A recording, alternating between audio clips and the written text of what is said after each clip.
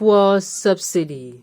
Why Buhari should be impeached. Sanusi Lamido. Welcome to the news, and thank you for tuning to listen. He implored the Buhari-led regime to be courageous enough to take the right decisions. Now the news in detail. The dethroned Emir of Kano and former Central Bank of Nigeria's governor, Muhammad Sanusi, has stated that the constitution allows President Muhammad Buhari to be impeached for paying millions of dollars on fuel subsidies without appropriation. Sanusi stated this while speaking virtually as a panelist on Sustainable Development Goals (SDGs) as the just concluded Nigerian Economic Summit held in Abuja. Every year, the government spends millions upon millions of dollars on fuel subsidies without appropriation. Under the Constitution, this is enough ground to impeach the president. But nobody is holding them to account. The National Assembly is not holding them to account, he said. The former CBN governor said the federal government populist approach was hurting the nation. He implored the Buhari-led regime to be courageous enough to take the right decision, saying the country was running a populist instead of a developmental state. Those in government must understand that there are times you have to make some decisions not because they are popular, but because they are right. We have to decide to run a developmental state and not a rental state, not a populist state, the former emir said. We are pursuing a populist policy. We want to have cheap fuel, cheap electricity, a strong naira. That is populism. At the end of the day, what price are we paying by taking money out of education in order to subsidize petroleum products? He said.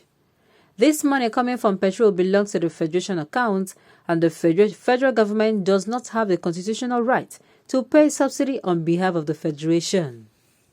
So it is a fundamental constitutional issue because this is money that should go to the federal, state, and local government. Yet, money that belongs to the Federation is carried out as federal government expenditure. So, there are many complex issues, legal and economic issues. We need to stop these issues, he said.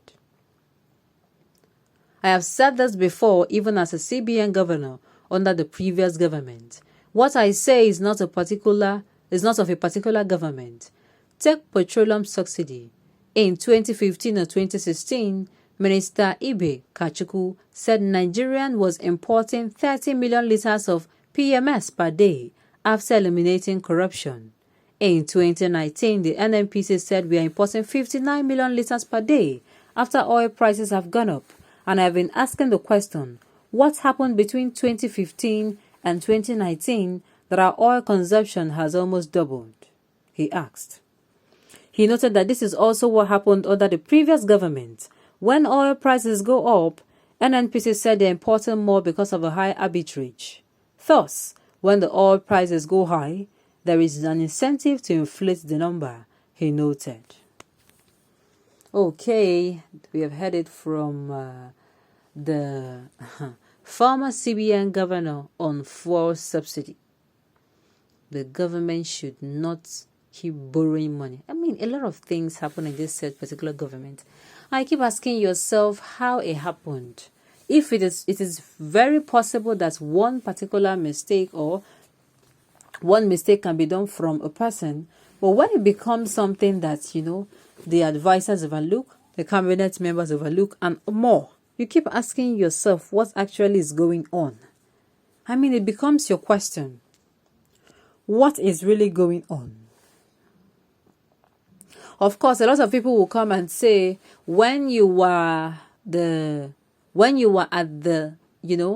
as where you could help, because there is nothing that you say now that could help Nigeria. When you were at the helm of affairs, why did you not take up the sleeve?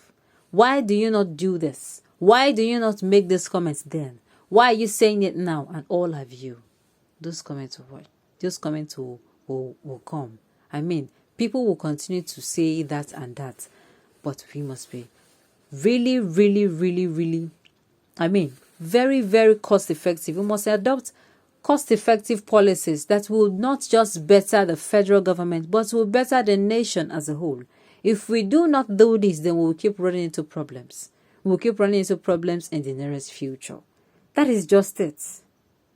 We cannot be borrowing from this particular sector and we are giving it to this. And of course, you have no intention of paying back. At the end of the day, how do you want to go about it? At the end of the day, how do you want to go about it? I mean, it is very, very sad. That is why I keep asking, if one particular person is making an error or mistake, why not, you don't want to believe that one particular person now is the only one that is, left to make some decisions. Now, others are there. Are others not seeing these mistakes? Does it have to take now for outsiders to call? Yes, and that is even if this suggestion is going to be put to heart. I do not understand why.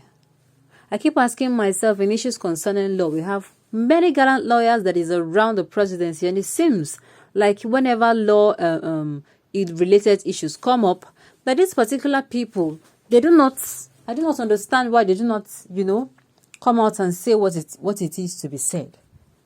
I do not understand why.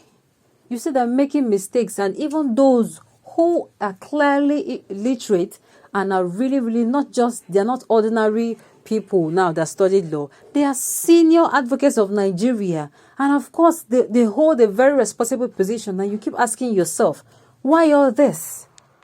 Why all this? Now, there should be people around the presidency. There should be people around him. This is what happens when you're picking people. You pick them based on favoritism.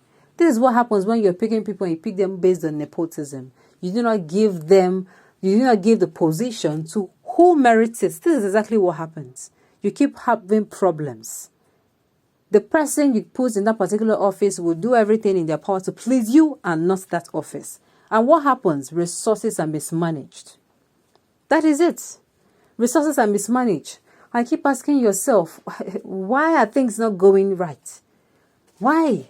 That is because even amongst those that now, ministers and I know a lot of people now in government that hold various offices as part of the presidency, I tell you, this thing called nepotism and favoritism is also one very deadly killer of a government. When will Nigeria be great again? Nigeria will be great when we pick leaders, not just leaders now, competent people, not just competent people. Those even around the said competent people that are available should also be competent. A leader should not be pushed and should not be in power, and incompetent people around him, it is going to drag him down. He has to have people who even share common interests with him at heart, and so that at the end of the day, his government will be better. He's going this way, and that way he's going is not the way he's supposed to go. He's going to be called, okay, this is it. When you bring in competent people into government, including the leader who is competent, you have wonderful results. On this note, we have come to the end of the news. We say thank you for tuning in to listen. Until I come your way next time, enjoy the rest of your day.